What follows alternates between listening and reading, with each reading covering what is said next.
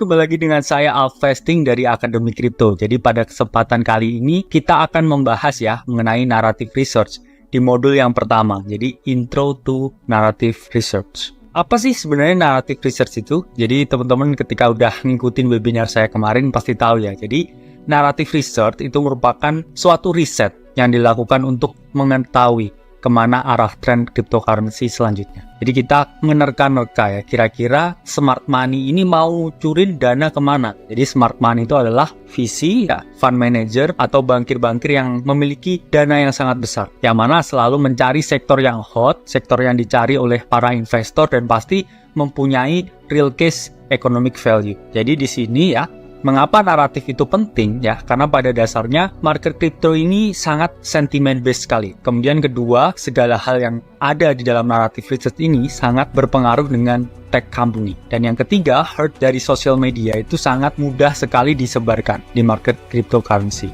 Pertama, kita ngomongin masalah sentiment based market. Jadi kalau kita ngomong ya, sebenarnya jujur market crypto ini masih sangat baik. Kenapa sangat baik? Karena seluruh ekosistemnya aja itu total valuasinya itu kurang lebih ya 1 triliun dolar. Itu sangat kecil ya teman-teman apabila teman-teman bandingkan dengan saham Apple. Yang mana saham Apple saja satu perusahaan tunggal itu 3 triliun dolar. Kalau dibandingkan dengan seluruh valuasi saham di Amerika itu 1:46. Artinya apa? Artinya life changing money ketika teman-teman masuk di industri ini masih sangat besar. Jadi masih kurang dari 3% ya teman-teman penduduk dunia ini yang sudah aware dan memiliki aset cryptocurrency. Jadi teman-teman ini ketika membeli cryptocurrency sekarang itu sama aja ketika teman-teman membeli saham ya di tahun 1950 atau 1960. Jadi you are so early di sini ya, dan life changing money menunggu kali. Ini ada cerita ya, ada beberapa anekdot ya, dan juga beberapa story yang kita pelajari ya. Pertama itu adalah love saga ya, antara Tesla dan juga Bitcoin. Jadi di Februari ya, 2021 ini Tesla mengumumkan kalau mereka membeli Bitcoin dan akan menjadikan Bitcoin ya pertimbangan untuk pembayaran Tesla. Dan teman-teman lihat ya di sini ya, harga langsung meroket ratusan persen untuk Bitcoin. Dan Tesla sendiri berhasil ya membawa miliaran dolar ya masuk ke dalam ekosistem kripto. Kalau kita lihat ini benar-benar gila ya, karena ini cuma satu perusahaan. Ini membawa kita ke salah satu bull run yang paling besar ya dalam sejarah cryptocurrency itu sendiri. Kedua, ada love saga ya antara XRP dan SEC. Jadi SEC ini menuntut XRP dan menyatakan kalau Ripple ini adalah sekuritas. Jadi selama bertahun-tahun XRP ini melawan ya gugatan dari Ripple. Dan kemarin ya Juli 2023 XRP mengumumkan kalau mereka sudah menang sebagian gugatan dari SEC. Dan apa yang terjadi teman-teman? Harganya itu langsung pang teman-teman ya. 30% dalam 15 menit ya. Saya lihat langsung yaitu candlenya, dan juga 1 kali 24 jam ini pump sampai 100%. Ini kan luar biasa sekali teman-teman, sangat volatile. Jadi ketika teman-teman ya memasukkan posisi 10 juta, besoknya 1 kali 24 jam itu jadi 20 juta. Ketika teman-teman memasukkan 100 juta itu jadi 200 juta dan seterusnya. Ini menunjukkan bahwa kesempatan mencari uang teman-teman di pasar cryptocurrency itu sangat besar. Kemudian kemarin juga sempat ya ada naratif ya Chinese coin, di mana Februari 2023 yaitu ada desas-desus ya kalau misalkan seluruh koin-koin ya terbitan dari negara paman Sam dari Amerika itu akan dihapus semua, akan di delisting, sehingga ya para investor ini mencari ya kontradiksinya dari koin Amerika itu apa ya, itu adalah koin Cina ya. Kemudian investor ini berbondong-bondong yang mau beli koin Cina, dan apa yang terjadi? Bahkan salah satu koin dinosaurus yaitu adalah Neo ya, koin yang udah lama banget, ini naik teman-teman sampai 144% dalam waktu 1-2 bulan. Dan juga koin-koin naratif Chinese lain juga langsung pump semua teman-teman. Ini kan menunjukkan bahwa market ini ya masih sangat mudah ya untuk digerakkan dengan adanya suatu sentimen tertentu. Kemudian narrative research itu sangat erat dengan tech company. Jadi ketika teman-teman melihat altcoins, pada dasarnya teman-teman itu melihat real life tech company. Jadi apa yang dikerjakan oleh altcoins itu sebenarnya juga mirip dengan real life tech company. Cuman bedanya ya, kita based on blockchain ya, menggunakan Web3.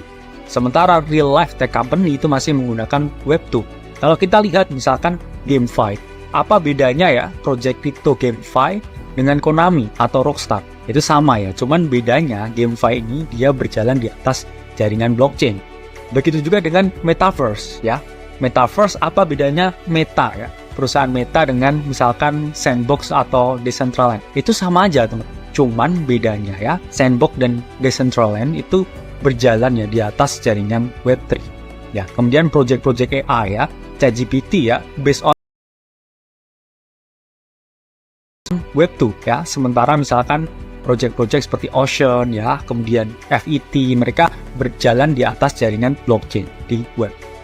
Kalau teman-teman lihat ya, kaitan langsung ya secara erat ini contohnya adalah Facebook ya, yang merubah nama menjadi Meta ini di Oktober 2021. Dan apa yang terjadi teman-teman ya, seluruh koin di ekosistem Metaverse itu naik gila-gilaan hanya dalam waktu 1 bulan. Kalau teman-teman lihat ya, ini Sandbox naik 992%, kemudian Mana ini naik 700% ya. Kemudian Gala ini naik 1098%. Ini pun koin-koin dengan market cap besar ya teman-teman, sampai miliaran dolar. Itu naik ya 10 kali lipat ya kurang lebih dalam waktu 1 bulan. Dengan menyusul beritanya Facebook ya membranding mereka sebagai perusahaan Metaverse.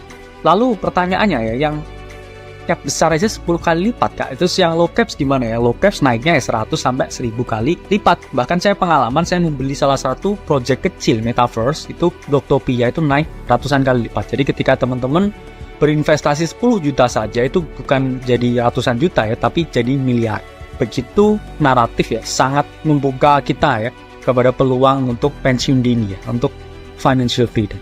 Kemudian ada kegilaan ChatGPT ya. Kalau teman-teman lihat di Januari ya 2023 kemarin, dunia dihebohkan ya dengan kemunculan ChatGPT, sebuah AI yang sangat praktis, yang mana AI ini sangat mendukung ya daily use. Bisa teman-teman tanya apapun ya, membuat skrip ya, kemudian membuat konten dan lain sebagainya, bahkan image dan juga video. Ini menunjukkan bahwa adopsi AI membawa efisiensi ya pada perusahaan-perusahaan. Nah, kemudian di Q1 2023 ya, setelah AI ini menjulang tinggi, banyak sekali juga ya perusahaan-perusahaan di Cryptoverse yang naik juga seperti Agix ya, Singularity, kemudian Ocean dan lain sebagainya. Jadi dalam 1-2 bulan itu seluruh ekosistem ya koin AI itu naik berkali-kali lipat ya teman-teman. Kemudian ketiga ya, kita ngomongin masalah narrative research karena herd dari social media di dalam crypto ini sangat berpengaruh sekali. Contohnya di mana? Ini contohnya kepanikan ya yang ditimbulkan oleh salah satu influencer besar yaitu Kobe ya, personality di Twitter. Jadi Kobe ini men-tweet ya encrypted message yang ketika dibuka encrypted message-nya itu menyatakan kalau CZ ya, CEO dari Binance itu sedang diburu Interpol. Kemudian akhirnya ya tweet tersebut menimbulkan kepanikan dan membuat Bitcoin itu turun hampir ya teman-teman, hampir 5% dalam waktu 3-4 jam. Jadi saya melihat langsung ya. Dan kemudian langsung V-shape ke atas. Ya, bayangkan ini Bitcoin ya teman-teman. Jadi tweet dari Kobe itu berhasil ya, itu melikuidasi puluhan bahkan ratusan miliar posisi long. Ya teman-teman bayangkan sendiri betapa mudahnya ya market ini digerakkan oleh sentimen yang terbentuk dari herd social media. Nah ini kemudian ada euforia ya BRC20 tokens ya. Jadi di tengah 2023 kemarin ya, Casey Rodenmore ya atau yang bisa juga disebut dengan Domo ya, merupakan inventor dari BRC20. Jadi BRC20 ini suatu protokol yang memungkinkan para developer untuk membangun token atau NFT di atas jaringan Bitcoin ya. Kemudian ini juga menimbulkan banyak pro dan kontra ya. Pro-nya ini dianggap sebagai sesuatu yang positif ya, karena inovatif. Tapi kontranya ini dianggap sampah karena secara otomatis ya ini merusak ya jaringannya Bitcoin sehingga transaksi menjadi relatif lebih lama. Jadi setelah BRC20 kemarin yang diembuskan di berbagai Twitter ya, thread ya dan lain sebagainya, ini naik sampai sekian ya, sampai berkali-kali lipat. Namun kalau sekarang mungkin sudah sangat rendah ya, karena kita ini tipikalnya bump and bust ya, cepat naiknya dan juga cepat turunnya. Nah kemudian ada kemunculan Fintech ya teman-teman ya. Siapa sih yang nggak punya Fintech ya?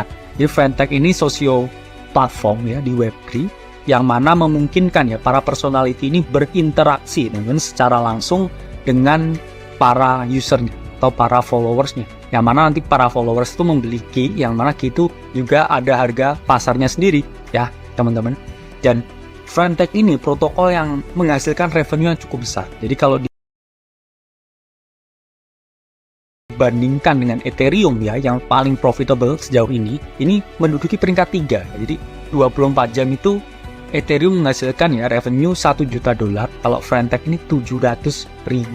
Ini sangat tipis ya dengan Ethereum. Ini menunjukkan ya bahwa adanya ya herd dari sosial media, terutama para influencer ini bisa ya menggerakkan atau memulai suatu naratif tertentu. Kalian lihat nggak polanya di sini? Ya, kalau saya aja lihat ya. Jadi Anda bisa menang di sini ketika Anda itu masuk paling awal. Anda harus yang paling early dalam setiap naratif untuk mendapatkan keuntungan dari naratif tersebut. Jadi ini mohon maaf gambarnya kurang appropriate. Ya, jadi ketika teman-teman ini dapat seal dari Twitter, itu sudah ya lewat DM, udah lewat Telegram, udah lewat Discord. Yang mana ketika teman-teman baca di Twitter itu teman-teman bukan yang pertama, tapi udah ada 100 orang lain teman-teman yang masuk di dalamnya. Jadi teman-teman harus aware dengan informasi ini. Maka dari itu kenapa saya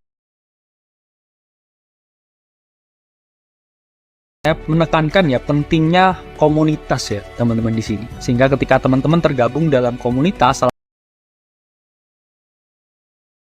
satunya di Akademi Kripto ini ya, teman-teman akan mendapatkan informasi alfas yang paling update ya, yang paling pertama. Jadi jangan lihat di Twitter, karena teman-teman besar kemungkinan jadi exit liquidity. Terus keuntungan jadi yang pertama apa? Jadi saya menjelaskan ya, keuntungan jadi yang pertama itu ada 3 ya. Kamu bisa dapat potential big gains, terus kamu juga bisa risking relatively small, dan kamu bisa dapat social credit. Potential big gains ya. Jadi ketika teman-teman memahami ya dari perspektif risk to reward ratio, ini contohnya adalah naratif metaverse dengan koin Decentraland atau Mana. Jadi ketika teman-teman masuk di saat itu juga ya, di mana itu teman-teman bisa capture ya keuntungan kurang lebih 700%. Tapi ketika teman-teman masuknya itu telat ya, 1 minggu, teman-teman itu hanya mendapatkan 100% atau double. Tapi ketika teman-teman telat ya 1 bulan, apa yang terjadi? Negatif 95% ya. Jadi ketika waktu ini sangat sensitif, teman-teman harus di detik itu juga ya mengeksekusi sesuatu. Ini saya buat meme ya. Jadi anaknya ini bilang ke bapaknya, saya invest ya naratif ke metaverse ya. Karena CNN bilang ya metaverse ini masa depan. Terus bapaknya tanya, terus hasilnya gimana? Negatif 95%. Jadi mereka yang masuk telat ya itu pasti ya, saya bilang pasti menjadi exit liquidity.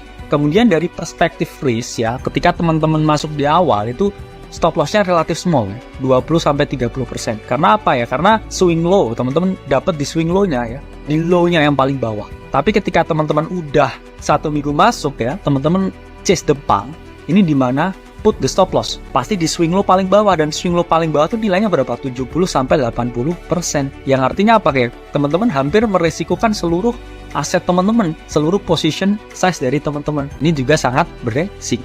Kemudian social credit. Jadi ketika teman-teman berhasil mengcapture ya naratif tertentu, teman-teman akan punya kredibilitas ya di crypto Twitter, yang mana kredibilitas itu dijunjung tinggi.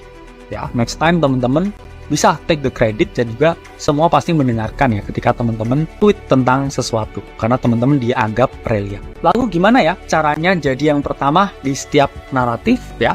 Itu jawabannya akan kita bahas di modul selanjutnya.